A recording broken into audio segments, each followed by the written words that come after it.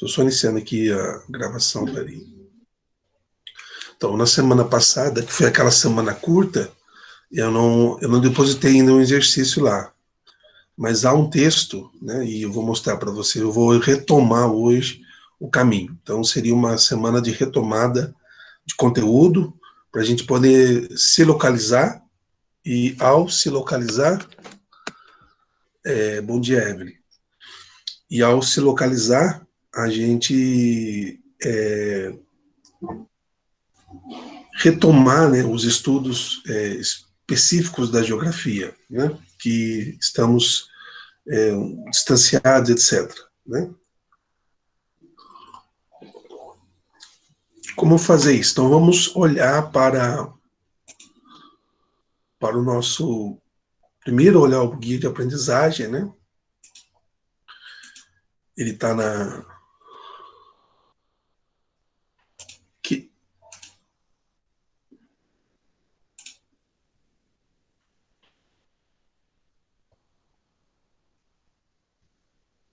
Já está aparecendo, vou aumentar.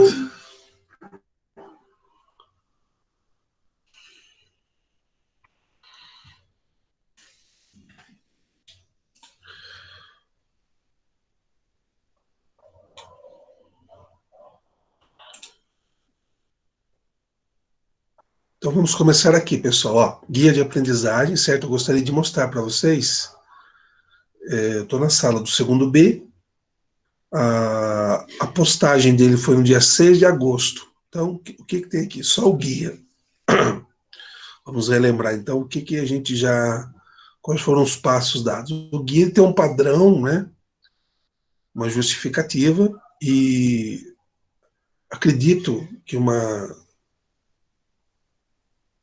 das expressões fundamentais do guia está nessa parte final aqui, né?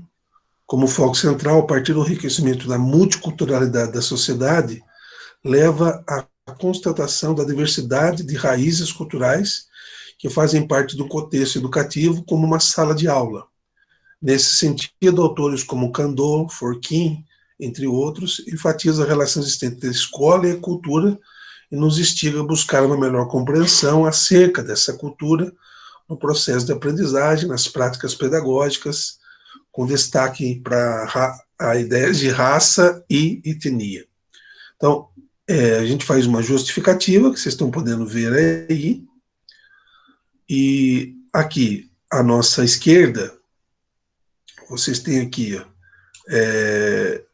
dinâmicas demográficas, matrizes culturais do Brasil, nós já vimos, transição demográfica, nós já vimos, e aí tínhamos entrado nesse tópico, as dinâmicas sociais, o trabalho e o mercado de trabalho. Então, nós estamos nesse ponto 2, né, nesse primeiro traço aqui, e aqui há várias habilidades, né, específicas até, para serem discutidas, desenvolvidas, e algumas habilidades que nós colocamos gerais na nova base curricular nacional, né? Geralmente são duas, certo? Então, do ponto de vista prático, esse é o nosso guia de aprendizagem. Nós estamos, então, no ponto 2, aqui, dinâmicas sociais, né? O trabalho e o mercado de trabalho, que nós estamos. Já nos encontramos. E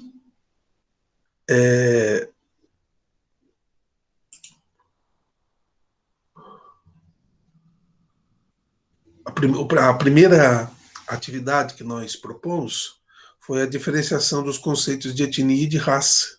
Né? O que é raça, o que é etnia. Então, ajudou-nos nessa distinção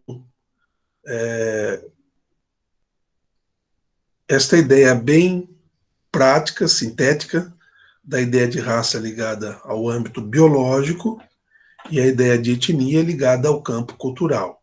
Né?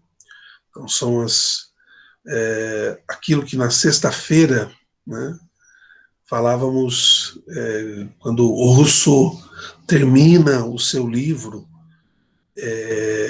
a segunda parte discurso sobre a desigualdade, quando ele diz que se formou a conjuntura da sociedade do pacto. Então, isso é os traços de etnia que nós vamos deixando na história, porque no pacto nós vamos criando os hábitos culturais e esses hábitos vão nos diferenciando, né? Nos diferenciando. Então, nós temos uma crise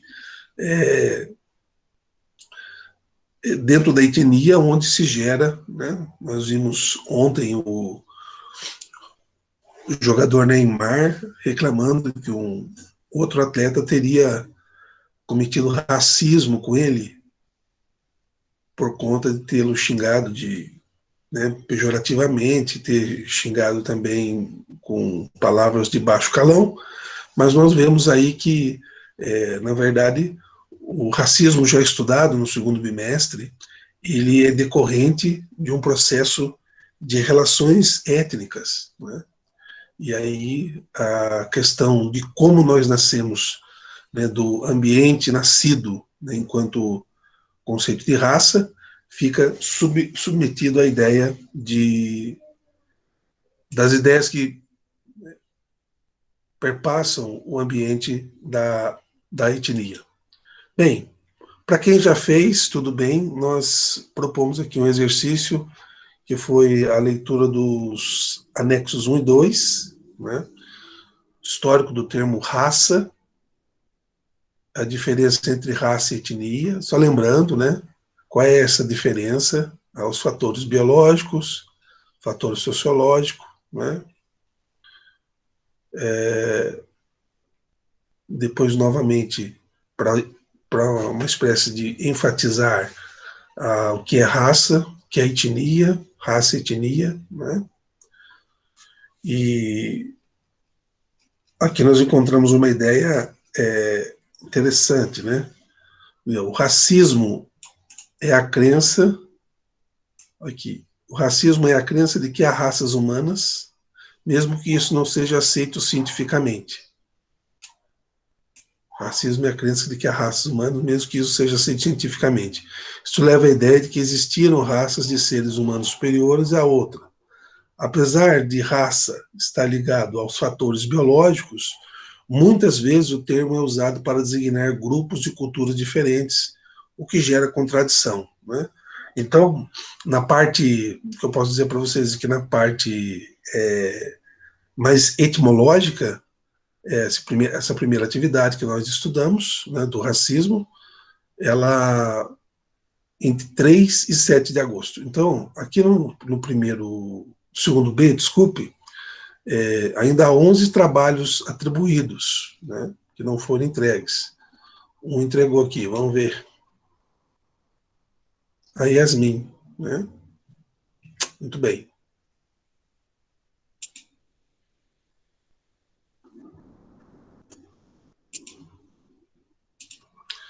Vamos para a turma de novo.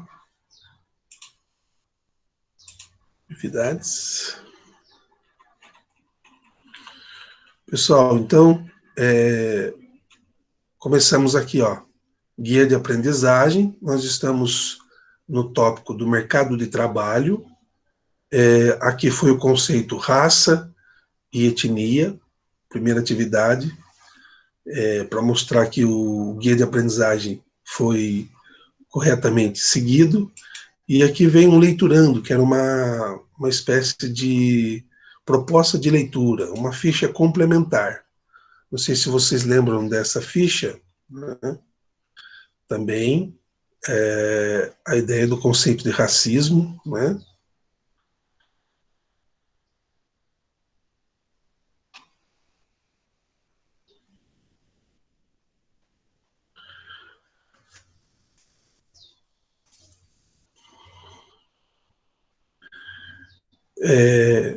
O que é interessante?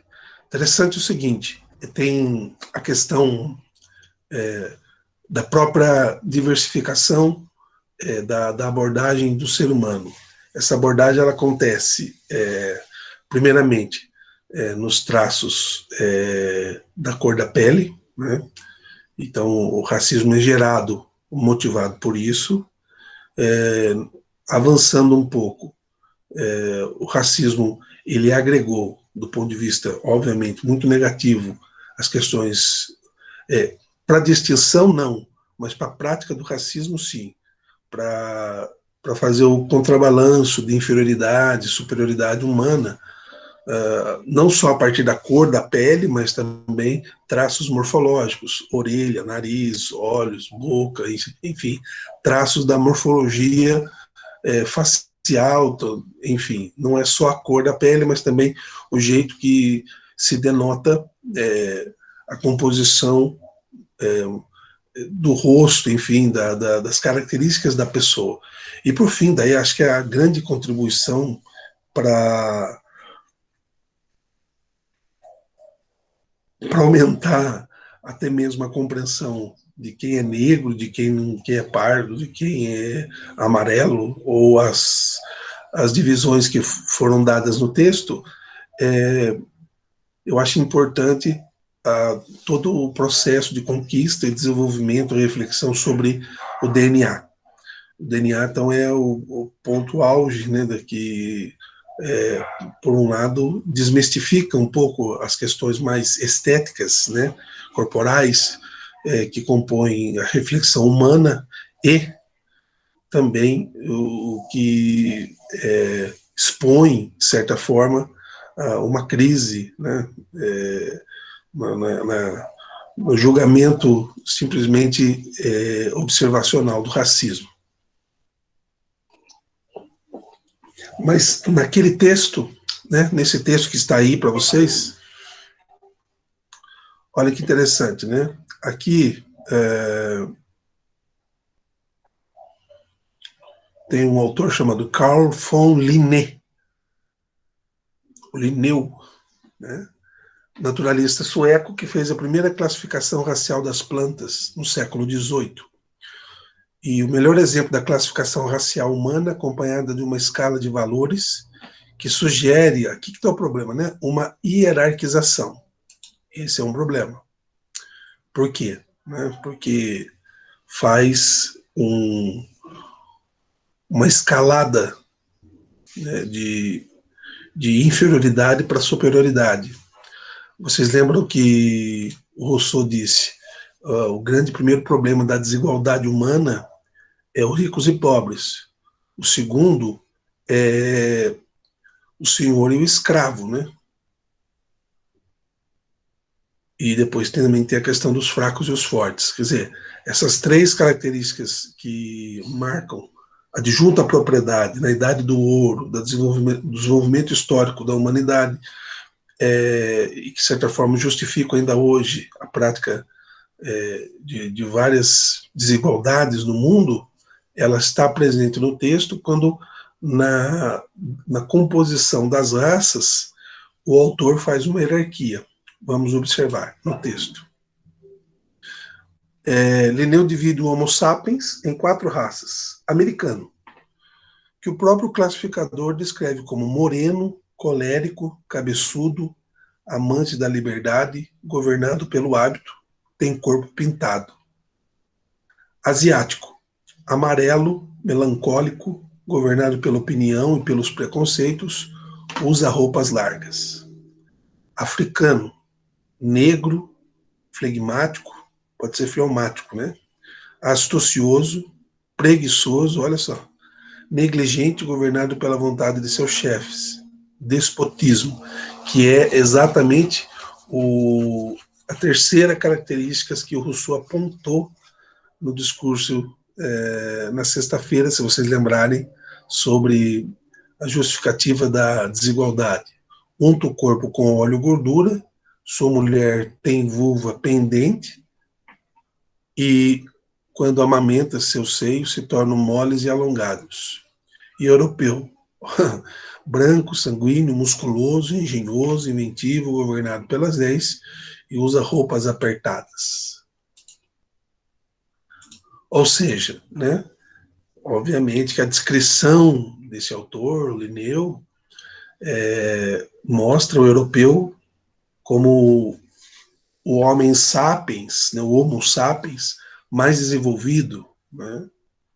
E na descrição, a leitura, ou os adjetivos que a etnia, olha só, a etnia oferece, são adjetivos que vão desmerecer totalmente a, a, a composição das outras três, do americano, do europeu e do asiático, né? Do americano, do asiático e do africano, não do europeu. O europeu posto como um basilar, modelo. Muito bem.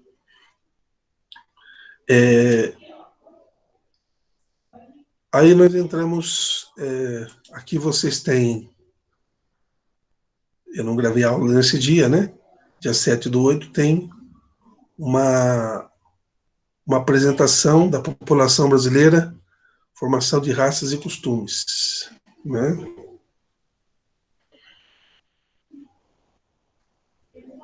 Rapidamente, o SEDUC.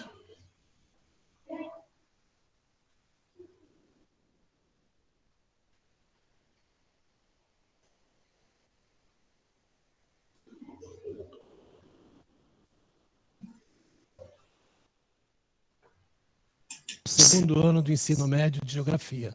Eu sou o professor Antônio de Geografia e aqui comigo está a minha parceira de sempre, a professora Luísa de História. Tudo bem, professora? Tudo bem, professor Antônio? Tudo bem, estudantes da segunda série do ensino médio? Eu sou a professora Luísa Coutinho e hoje estarei aqui para mediar com vocês as interações via chat. Vai aparecer na tela para vocês agora o título da nossa aula de hoje, que é População Brasileira, Formação e Costumes, parte 1.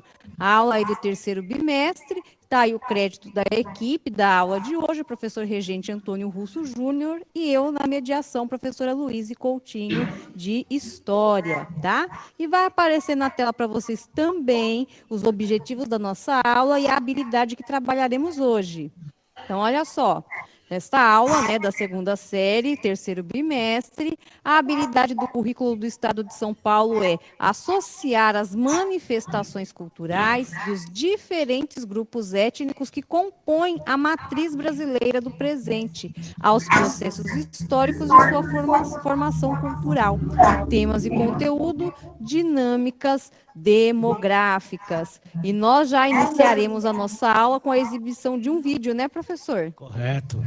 E nós vamos assistir ao vídeo Diversidade étnico-racial. É um vídeo curtinho, já a gente volta. Eu espero que vocês gostem.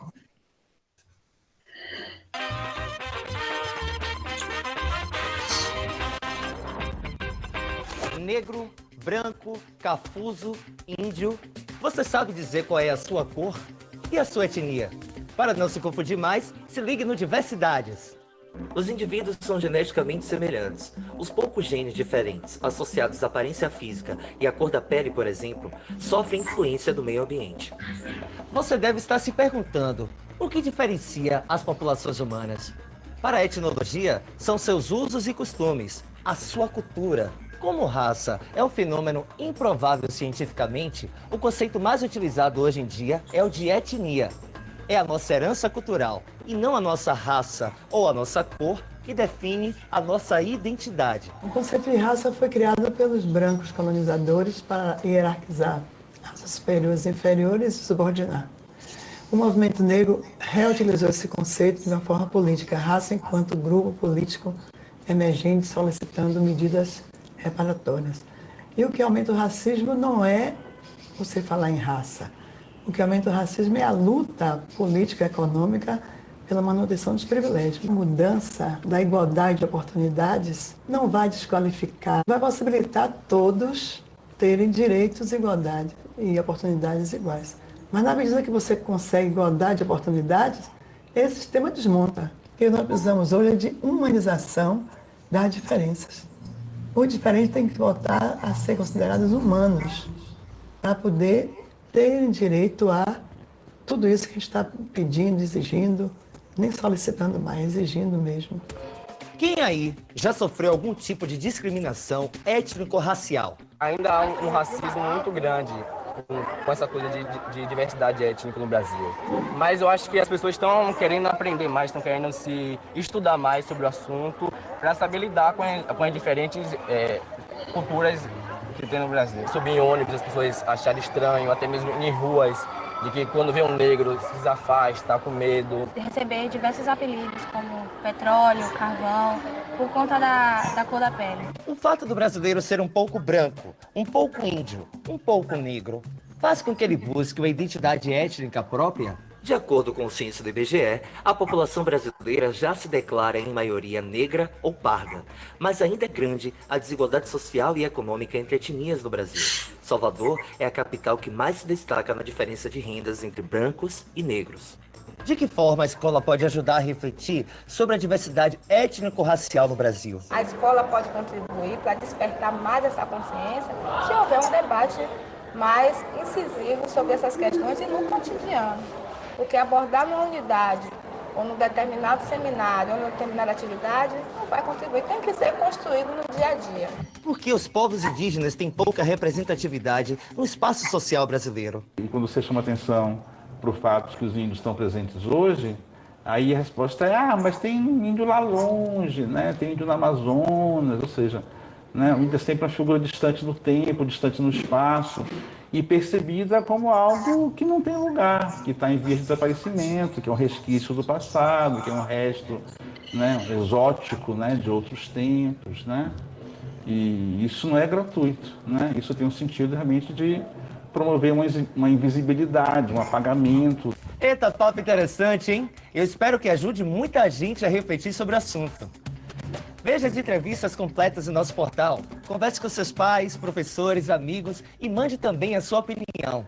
A Universidades é um canal aberto para a cidadania. Fique ligado.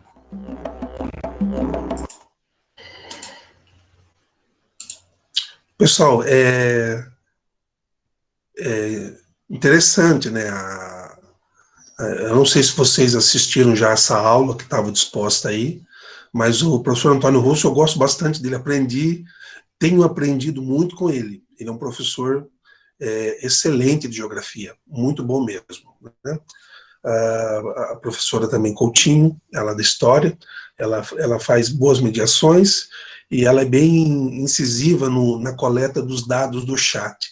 Mas ficou claro aí, né? Inclusive, a fundadora da ONG, ela disse que não se diz mais questão de raça, porque isso... Então, e o apresentador mostrando que, como já o texto nos propôs, na pequena leitura que fizemos, de que a ideia de raça seria uma ideia já ultrapassada para refletir, porque seria, obviamente, uma alienação, literatura alienante, uma ideia fora de contexto, mas o certo seria a gente discutir a partir da ideia de etnia, a partir dos entraves da cultura, dos entraves sociológicos, das relações efetivamente reais entre as pessoas, que criou, obviamente, como vimos há pouco, a ideia do Linneu, de distinguir, né, 4 raças e nessas raças fazer uma hierarquia, e exatamente no caminho oposto, a sugestão é uma amenização, ou seja, uma equalização das pessoas, não obviamente por traços morfológicos, por cor de pele, e nem mesmo por dados da sua biologia, do seu DNA, da sua composição, como mas a sua representação sociopolítica, etc., no mundo, né? Então as pessoas, elas são julgadas pelas suas condições socioeconômicas, espaciais, ou seja, da onde que ela vem, o que ela faz, se usa tatuagem, não usa tatuagem, se é branca, se é parda, se é negra, se usa brinco, se não usa brinco, se fala bem, se não fala bem, se é gíria, se não usa gíria, enfim, todas essas conotações da cultura, de uma espécie de tradição étnica que vai se aglomerando a cada contexto histórico, a cada, sei lá, 5, 10, 15 anos, as pessoas elas vão, e também a questão do regionalismo, elas vão compondo, então, um ideal, um ideário onde as pessoas acabam identificando essa mobilidade demográfica e essa diversidade. Acho que a palavra importante dessa aula do professor Antônio Russo, do canal da Semesp, é a importância da diversidade cultural. A diversidade cultural é, de fato, um grande elan que vai ajudar, né, e não só no terceiro bimestre do segundo ano, mas no cotidiano, a escola ou nós pensarmos em questões, como eu acabei de citar, no cotidiano, ainda no futebol, com tantas práticas, com tantas punições a clubes, a torcidas, dinheiro, a jogadores, e ainda a prática insuportável, discriminatória do racismo, né? Não se deve confundir, muitas vezes, uma provocação de conotação racista com uma provocação humilhante, né? Porque eu, particularmente, eu acredito que o Neymar, por exemplo, como jogador, ele procura não naturalmente as jogadas. Ele é um bom jogador, um bom atleta. Eu não sou fã dele, mas às vezes eu vejo que ele procura um esforço, ou ele força uma jogada que no futebol a gente fala humilhação ao adversário. E o politicamente correto, para que dar uma carretilha num adversário? Isso aí, não sei os meninos aí ouvindo o que eles acham, mas esse forçar criar alguma coisa quebra o politicamente correto do futebol, que não pode entrar com bola e tudo, etc. Mas isso não tem nada a ver, por exemplo, com alguém xingá-lo de algum nome pejorativo, de animal, etc. Ou seja, cometer o crime do racismo. Isso aí é imperdoável. Eu acho que ele força a barra, às vezes, no sentido da capacidade dele de driblar, mas no cotidiano do esporte, né, num país de grande percentual de negros, né, a França, ainda a gente ouve, a gente vê a prática do racismo, né? Então a gente já tratou isso no segundo mestre em filosofia, volto a comentar, porque nunca é demais falar contra essa peste, né, que é o racismo, né? Felizmente. Muito bem. Pessoal, olha aqui, então, guia de aprendizagem, raça e etnia, aula, raça e etnia. Aí nós entramos aqui. Vocês lembram do livro do Darcy Ribeiro, né? Aqui está a ficha 2. Na ficha 2, a obra do Darcy Ribeiro, O Povo Brasileiro, né? Tentando criar uma unidade nacional da cultura, na questão de 3 matrizes que concretizasse a cultura brasileira, né? Aí foi oferecido alguns textos, né, do Brasil Escola, olha aqui, disponível no Google, sobre o mito da democracia racial, sobre a composição, né? Então, como é formada etnicamente a população brasileira? Já que a ideia de raça ela não é um fator preponderante para designar toda a nossa diversidade, e a diversidade ela é construída a partir da cultura, a partir dos valores, das tradições, dos eventos sociologicamente falando, né, geopoliticamente falando. Então, como é formada etnicamente a população brasileira? Essa foi, então, uma das bases de poder compreender, né, o Brasil contemporâneo nessa aula, né? Olhando aqui,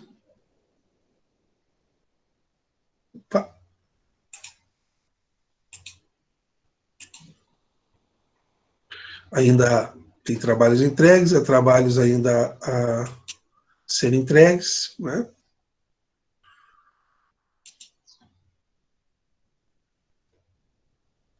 Uma videoaula, né? Aqui está a aula de geografia, você pode assistir depois que nós tivemos nesse dia.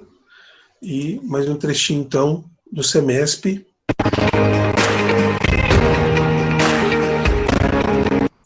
Para a gente ver nesse dia o que o Antônio Russo tratou, né? Os caminhos que nós tomamos rumam para o mesmo objetivo, contudo, tem as particularidades de cada professor.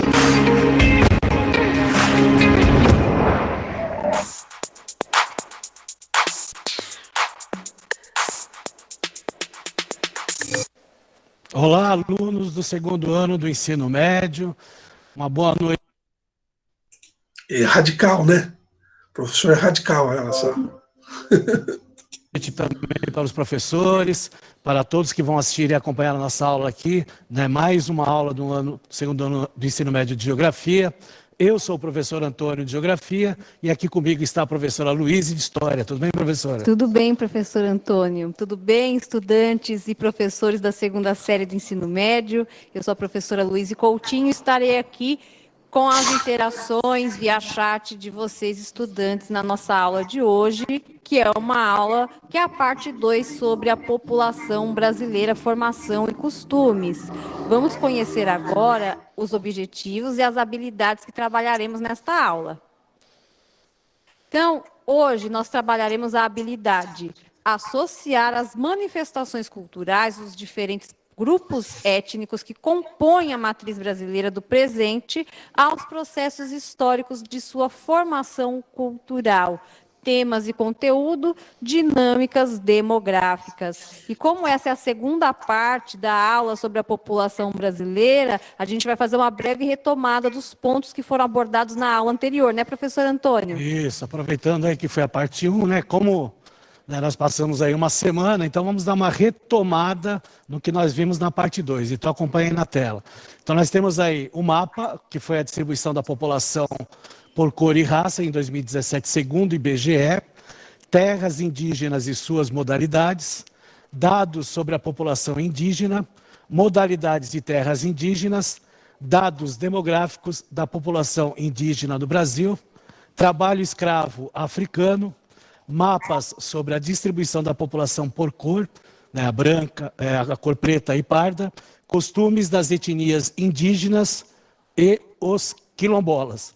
Então essa parte 1 aí que nós tivemos, né, que vocês acabaram, né, tendo essa aula, e nós vamos ter aqui mais uma aula sobre os povos e comunidades tradicionais, para dar sequência a esse tema aí dos povos aqui no Brasil. Então nós vamos ver aí na tela como são definidos aí os povos e comunidades tradicionais.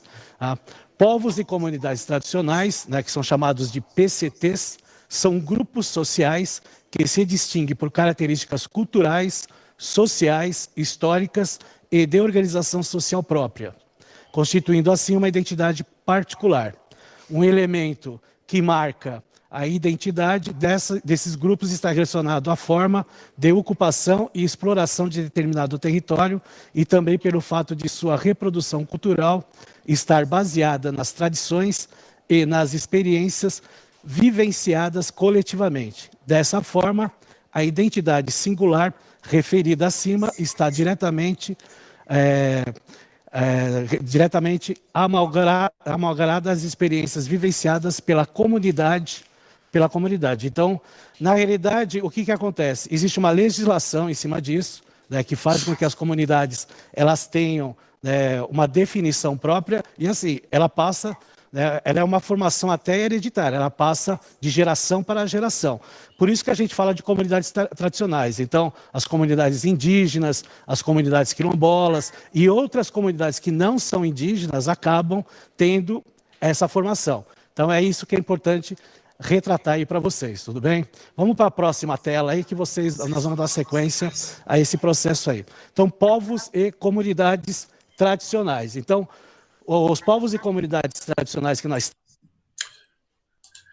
Nesse dia especificamente, né, fica muito em texto, né, mas cada dinâmica de aula, né, por tratar-se também de um tema bem específico relacionado vamos chamar assim, a uma temática muito teórica, né, para conceber. Então, assim, povos e comunidades tradicionais, o branco, o negro e o índio. É interessante que na tomada da segunda parte, né, dessa aula, o professor Antônio ele mostra, ou ele inicia, mesmo apresentando, mas o Brasil ele é regido por várias legislações que protegem essas comunidades tradicionais, né? Então, vira e mexe, a gente, por expressão corriqueira, a gente vê nos telejornais, ou vê no cenário político, uma grande discussão, né? Ontem mesmo, o Fantástico apresentou uma certa precarização que passa a FUNAI, né, que é a instituição de proteção ao índio, né, no Brasil. E também toda a discussão que há em cima da demarcação da terra, né? Eu lembro de ter assistido um vídeo onde eu acho que a senadora, ela dizia que o índio precisa se vestir, quer explorar, né?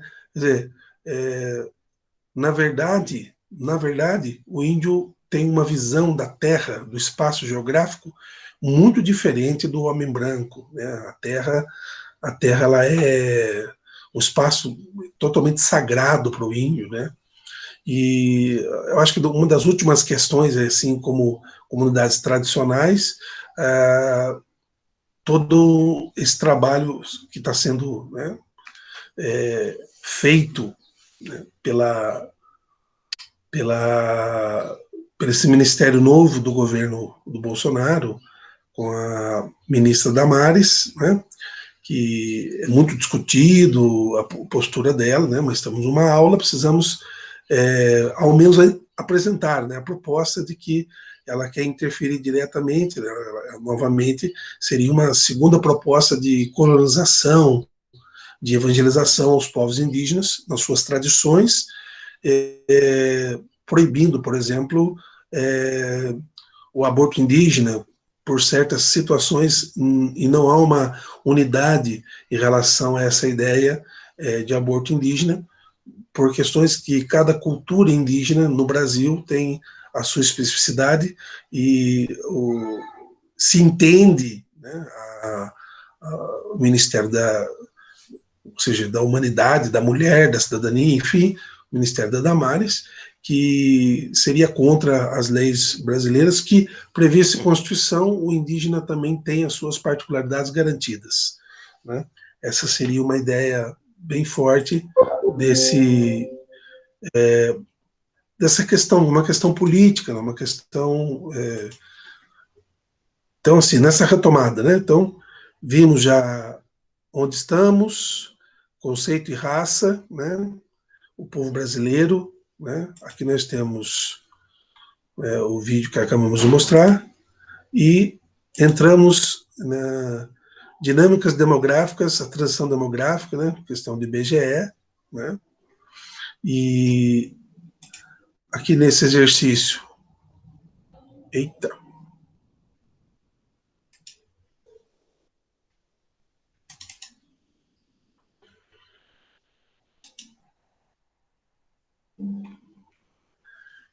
nesse exercício as ideias seriam que seria, no caso, de nós aferirmos essas teorias demográficas presentes no contexto do Brasil. Primeiro, vejo se eu consigo mostrar a compreensão do valor da terra pelo indígena, né? Pelo indígena, como ele entende a terra, né?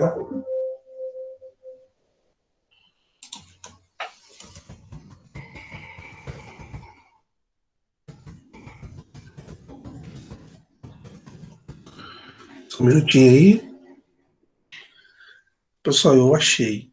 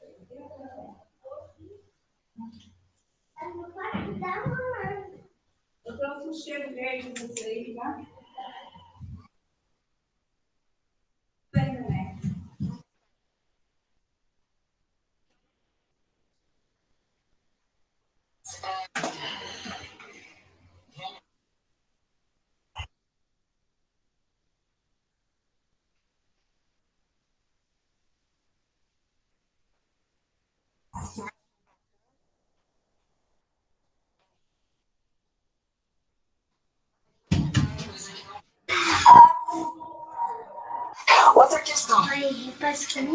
Obrigada.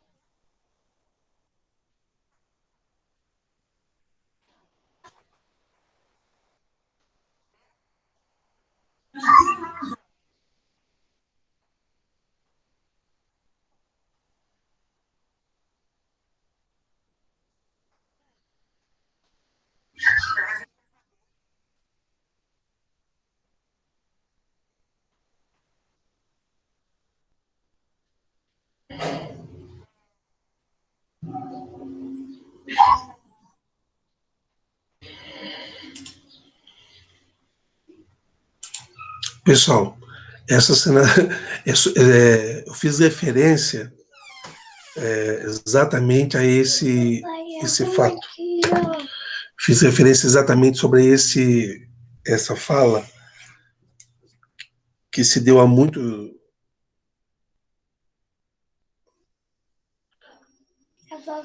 É que a vovó veio aqui e ela já tá indo embora. Tá bom. Eu fiz referência a essa fala eu não lembrava o nome, né? Mas são duas senadoras, a senadora indígena e uma senadora do PSL. A senadora indígena, eu vou agora ver o partido dela, mas assim, obviamente, né? O despreparo da primeira senadora, primeiro histórico, primeiro cultural e primeiro, até mesmo retórico, né? O que é retórica? É articulação das palavras, né? A moça não tem, certo? Segundo, a questão dos dados para, né, são 7% agricultável, 15%, e o índio continua sem nada, quer dizer, o que é ter, o que é não ter. Então, a resposta tem que ser dada por uma indígena, que tem sua representação, né? O nome dela é Sônia Guadjahara, dentro do Congresso, diante da fala da senadora do PSL.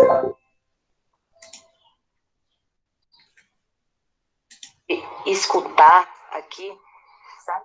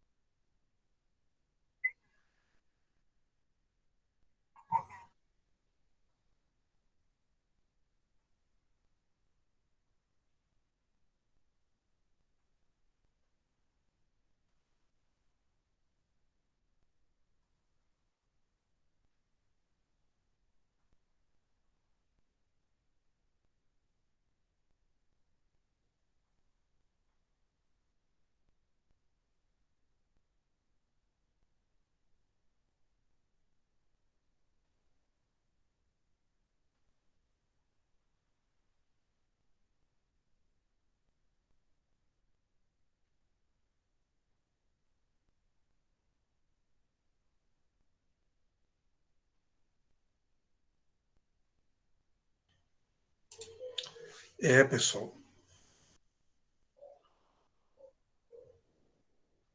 Pessoal, eu coloquei o vídeo do YouTube, vocês conseguiram assistir?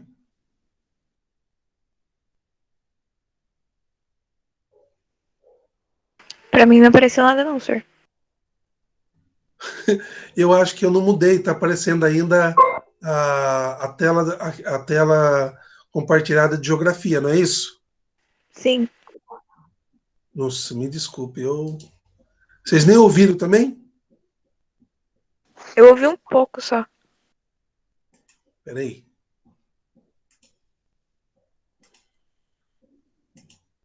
Que vacilo.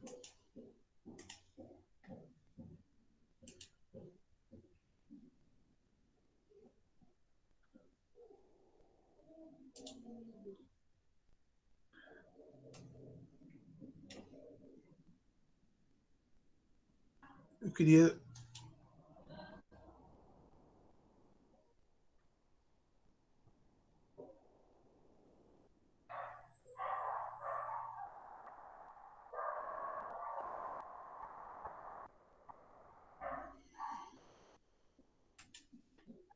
Pregar a sua visão racista, alienada, preconceituosa. Esse governo tem que tomar conta, sim, das barbas. Agora apareceu para vocês? Sim. Tá aparecendo. Barbaridades que a gente sabe dos desvios de dinheiro. A gente compreende essa luta, só que o mais interessante é vocês raciocinarem por que com tanta terra os indígenas ainda têm que viver sofrendo e vindo nessa casa pedir. Por que a gente vê fotos dos povos indígenas nessa situação? Tem dinheiro destinado, tem política pública destinada. E por que eles continuam miseráveis, com 13% do território nacional, quando nós utilizamos 7%? Foi essa perversidade que está aí, que veio aqui e tirou o que era nosso. Eu não quero, eu me recuso a ser igual. Os direitos têm que ser sim, mas eu me recuso a ser igual às outras pessoas.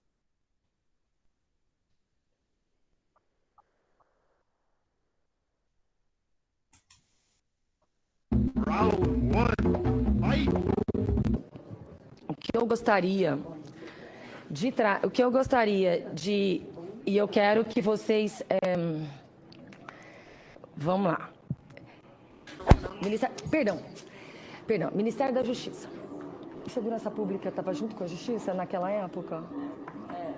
O que eu achei bacana neste governo é respeitar minorias e nós temos um Ministério da Mulher, coisa que não tínhamos. A usurpadora. Outra questão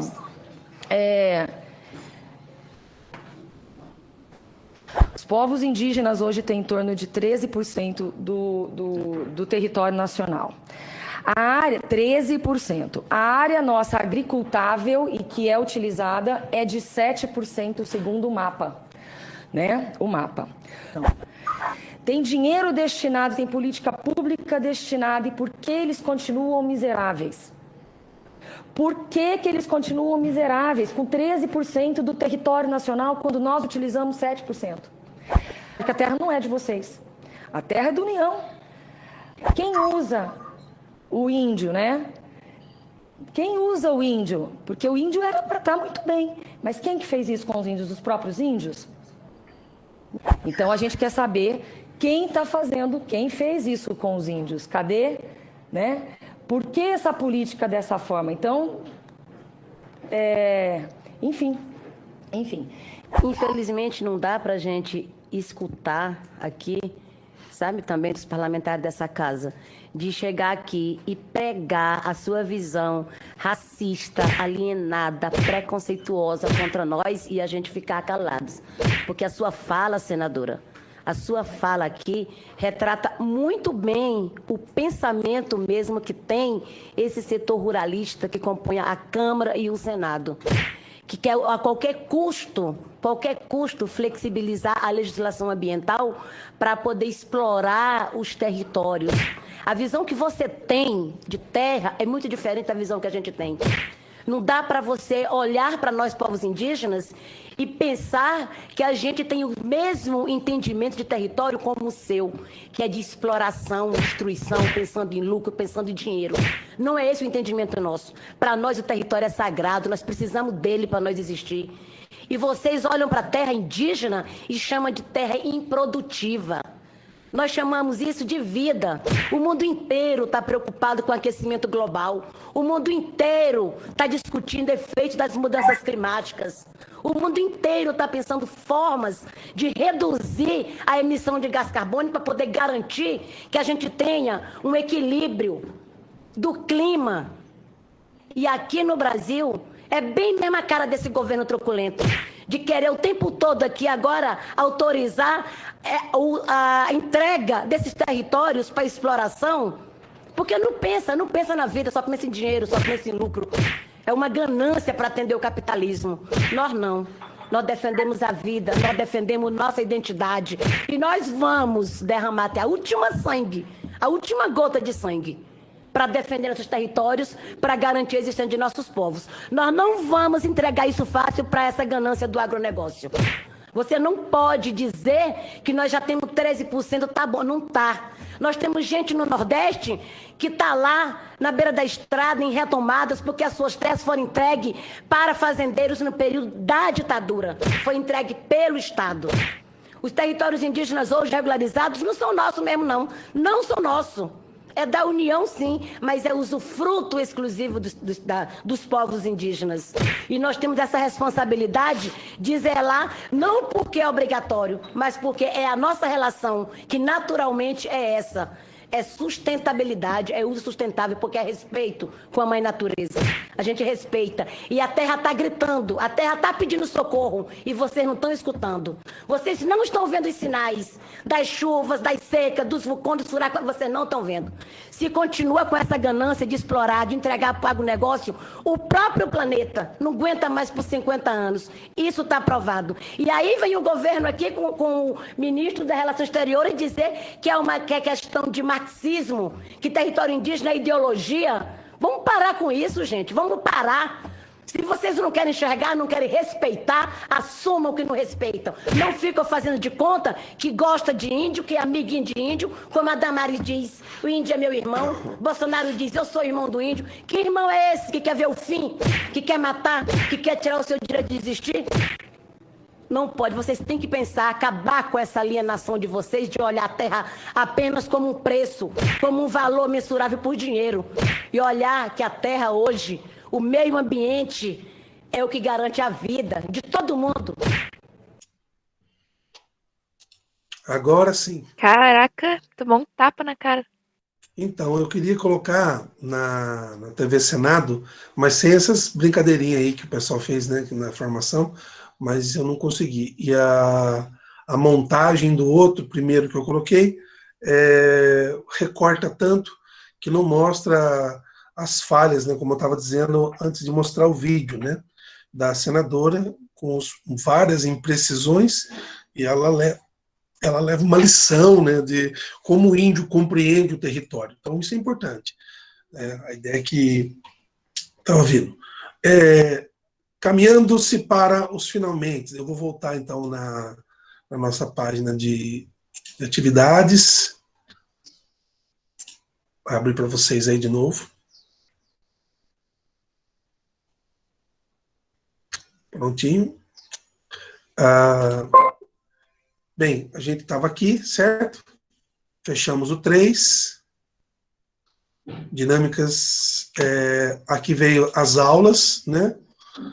Nós temos uma aula aqui no dia 17 de agosto, Geografia, População, Conceito, Estrutura e Dinâmica, parte 1, onde eu falei um pouquinho do malthusianismo e da análise demográfica no Brasil. Então essa foi a nossa aula. A aula do dia 21 de agosto, aqui do SEMESP, foi sobre a população, conceito, estrutura e dinâmica, né, do professor Russo, né? Então, para manter a dinâmica que eu tenho apresentado para vocês.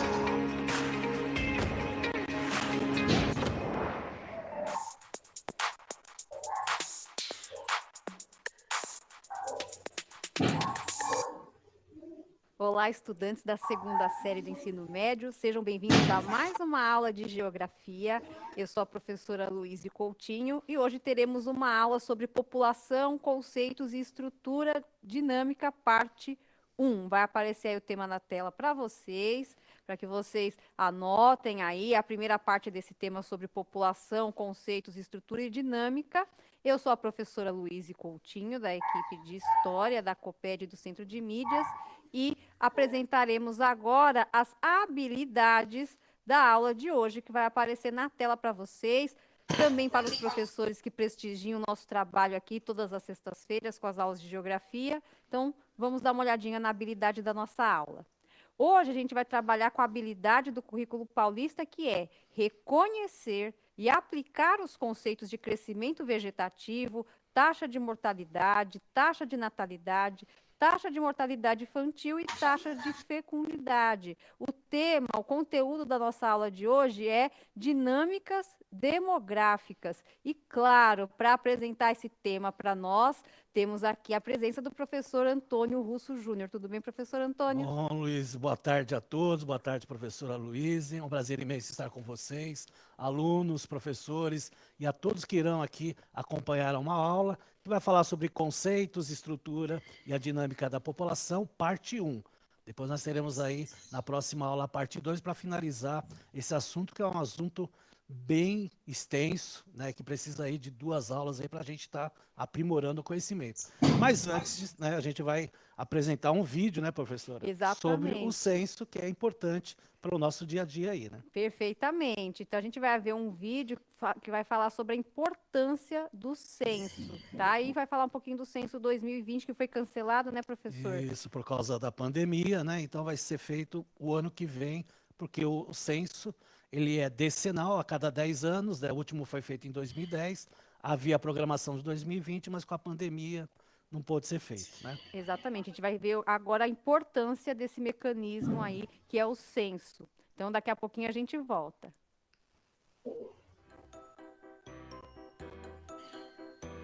Quantas mudanças acontecem em 10 anos? O mundo vem se transformando de modo cada vez mais acelerado. Em 2020, estima-se que a população mundial terá por volta de 8 bilhões de habitantes.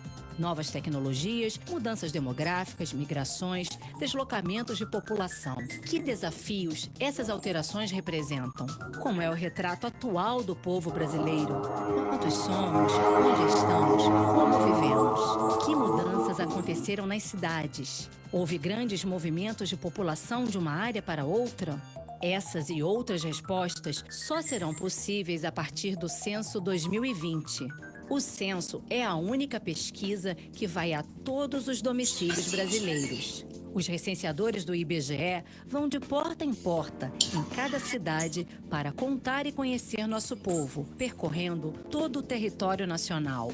Os resultados permitem um retrato atualizado e preciso da população de cada pedacinho do Brasil, do menor ao maior município, de áreas rurais e urbanas.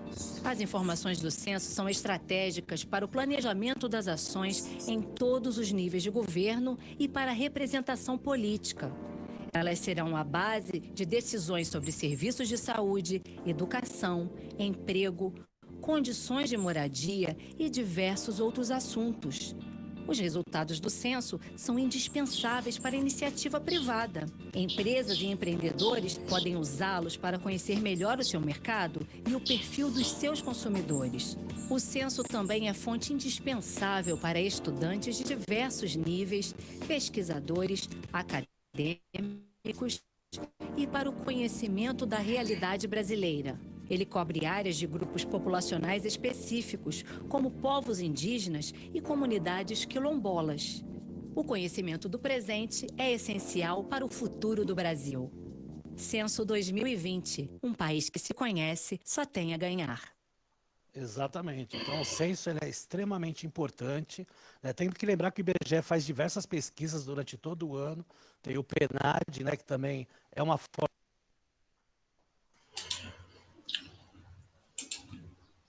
Então, mais um conceito para a nossa aula de revisão, né? Como se faz o censo do IBGE.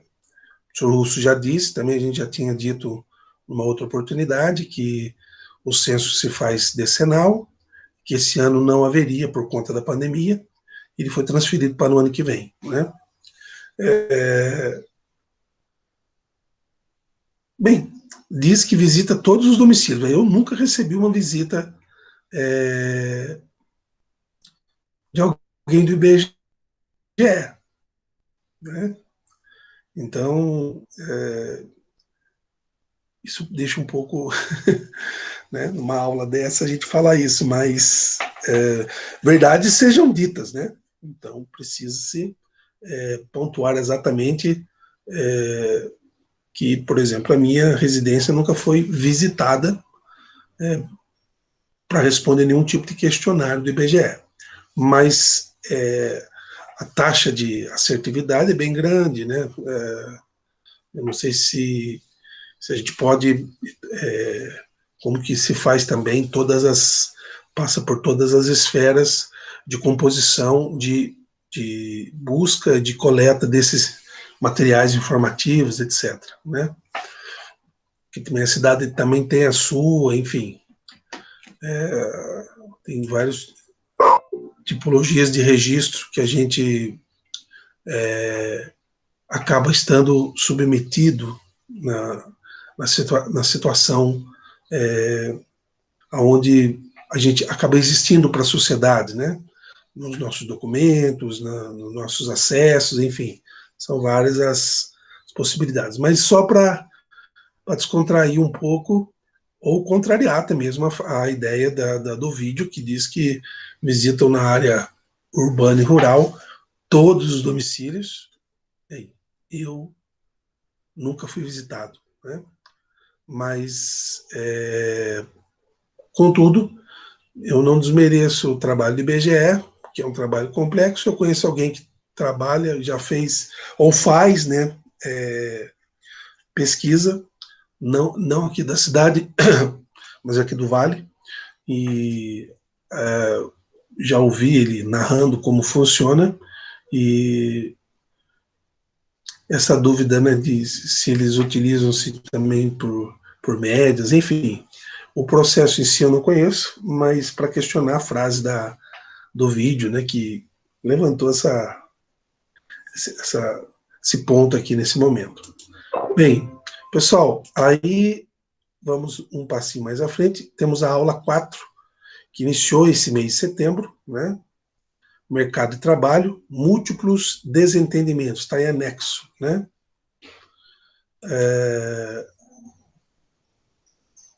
Aqui está a ficha, a ideia era a leitura do texto em anexo, né?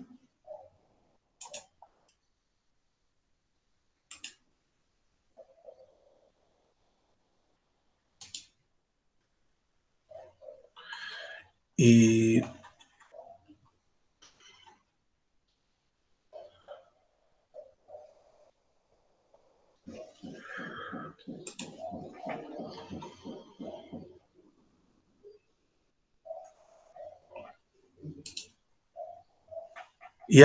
há aqui também um pequeno vídeo sobre o mercado de trabalho, certo?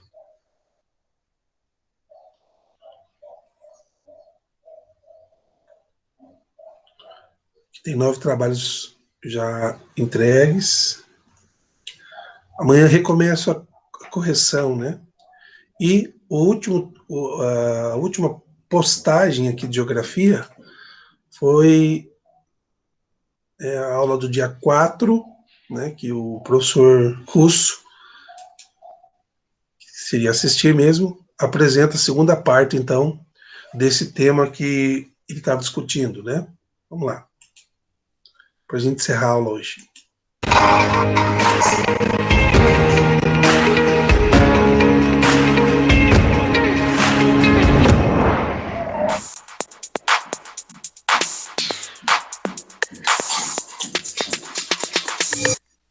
Olá a todos, sejam bem-vindos a mais uma aula do segundo ano do ensino médio.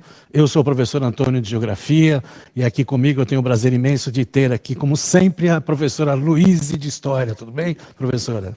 Tudo bem, professor Antônio. Tudo bem, estudantes da segunda série do ensino médio? Sejam bem-vindos a mais uma aula de Geografia. O tema da nossa aula de hoje é População, Conceitos, Estrutura e Dinâmica, parte 2. E agora a gente vai conhecer o objetivo e a habilidade que trabalharemos na nossa aula, que vai aparecer na próxima tela para vocês. Então, a habilidade que trabalharemos hoje é reconhecer e aplicar os conceitos de crescimento vegetativo, taxa de mortalidade, taxa de natalidade, taxa de mortalidade infantil e taxa de fecundidade. Tema e conteúdo, dinâmicas demográficas. Antes de o professor iniciar o tema da aula de hoje, a gente vai passar por uma breve retomada dos temas tratados nas aulas anteriores, né, professor? Exatamente, nós vamos ter uma retomada, né, para vocês adquirirem aí, né, o conhecimento novamente e lembrar, né, porque essa aula aí da primeira parte aconteceu há 2 semanas atrás, então só para vocês terem uma ideia. Então nós vimos aí a distribuição da população no mundo, os países mais populosos, né, dados de 2017, população total brasileira, densidade demográfica do mundo e do Brasil, a pirâmide etária, crescimento vegetativo e a taxa de fecundidade. Como nós terminamos aí com a taxa de fecundidade, né, nós vamos ver outros conceitos a partir aí da taxa de fecundidade. Para dar uma lembrada, nós vamos ter um vídeo aí, né, professora? Exatamente, a gente vai assistir um vídeo da série IBGE Explica sobre fecundidade no Brasil. Já já a gente volta.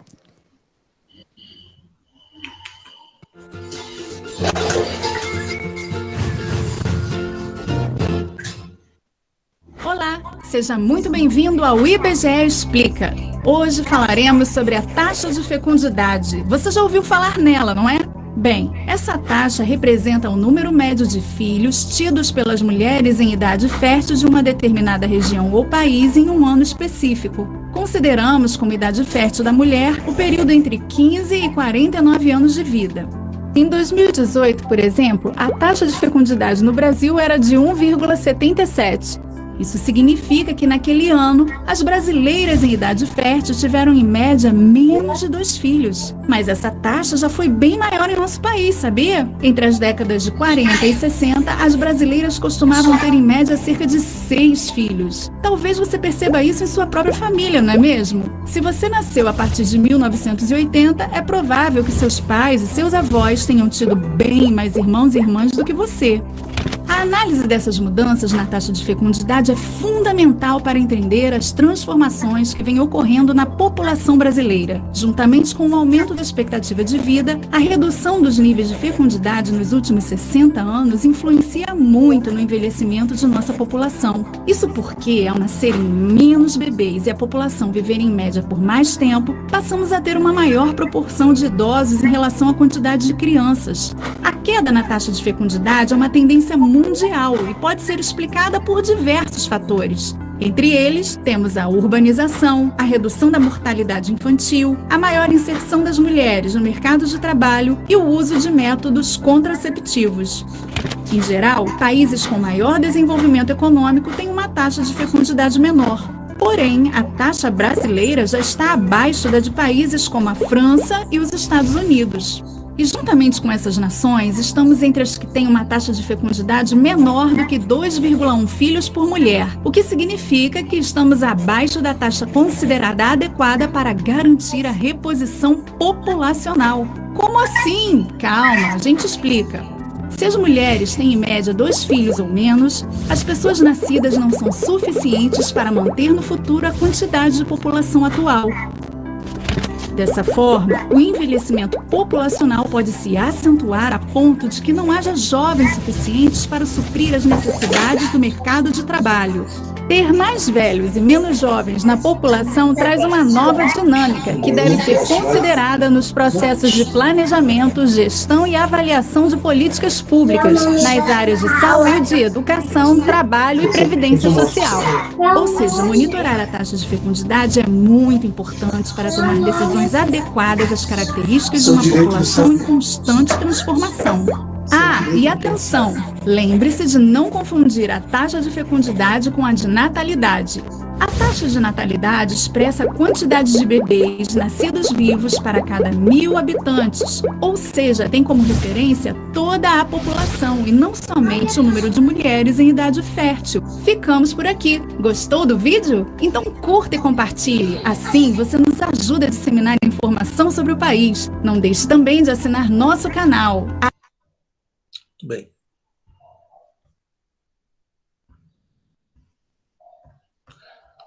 Pessoal, deixa eu combinar uma coisa com vocês para a gente encerrar. Enfim, nós estamos há 2 semanas sem ter atividade, sem ter aula, né? E tem uma barra de atividades ali.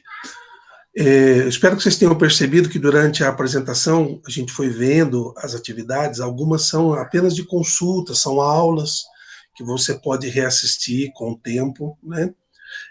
Vocês que estão mais habituados a entrar na aula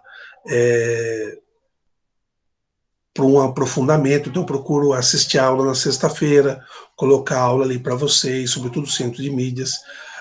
As ideias, os estilos de aula, os temas são os mesmos, a abordagem pode ser um pouco diferenciada, né? Essa aula mesmo interessante que o Antônio Russo deu, e eu acho que às vezes, né, destoa somente os exemplos ou o modo de abordagem, mas no fundo estamos falando do mesmo assunto, né? A minha sugestão para que a gente possa reposicionar as coisas no lugar pegando semana passada e essa semana, fazer 3 mais essa semana, uma única atividade, né? Já que a apresentação, né, do mercado de trabalho, etc., eu percebi ali que não há o texto. Eu vou olhar de novo com mais calma, né? Esse notebook que eu estou usando, ele não está abrindo nem o Word nem o Excel. Então o Rodolfo vai me ajudar hoje para eu poder resolver esse problema de trabalhar num notebook onde eu tenho acesso ao Windows, né, a questão do Word, do Excel, para eu poder manejar os meus trabalhos.